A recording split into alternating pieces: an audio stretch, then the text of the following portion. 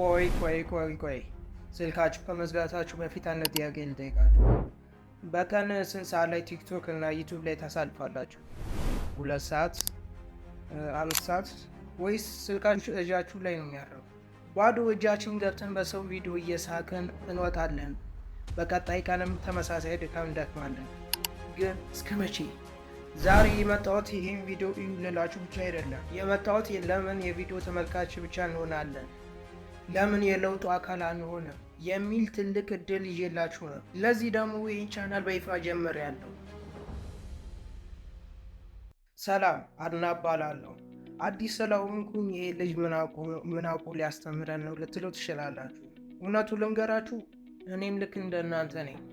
እኔም ብዙ ህልም አለኝ፣ ግን ደግሞ የት ጋር እንደምጀምር ግራ ገብቶኝ የነበረ ወጣት ነኝ። ተማሪ ነኝ፣ ግን ደግሞ ራሴን ለማሻሻል የምታገል ገና ራሴን እያሻሻልኩ ያለው በየቀኑ አዳዲስ ነገሮችን ለመማር የምታገል ህልመኛ ነኝ። ፊት ለፊታቸው የቆምኩት ሁሉን አውቃለሁ ለማለት ሳይሆን ኑ አብረን እንማር፣ አብረን እንሳሳት፣ አብረን እናድግ ለማለት ነው።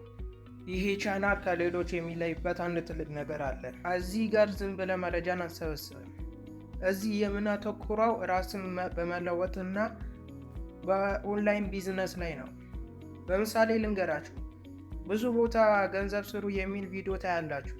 እዚህ ግን የምናየው እንዴት ራሳችን አዘጋጅተን በምን አይነት ክህሎት በኢትዮጵያ አውድ ኦንላይን ቢዝነስ እንዴት መጀመር እንደሚቻል የሚለውም በተግባር ነው። ቴክኖሎጂውን ለጊዜ ማሳለፊያነት ሳይሆን ራስ ለውጡ ለሌሎቹ መትረፍ የሚቻልበት መንገድ ነው የምንፈልገው። በዚህ ቻናል በኩል የምናስተምራችሁ በእውቀት በተግባር ሲተረጎም የአድናክስ ዲጂታል ውጤት ይሆናል። የአድናክስ ዲጂታል በተለያዩ ፕሮፌሽናል የዲጂታል አገልግሎት የሚሰጥ ድርጅት ሲሆን ሶሻል ሚዲያ ማናጀር ሰርቪስ ስለምንሰጥ በቅርቡ ስራውን ስንጀምር ዝርዝሩን አሳውቃችኋለሁ። ዛሬ ግን ትኩረታችን እዚህ ቻናል ላይ በእኔና በእናንተ ጉዞ ላይ ነው።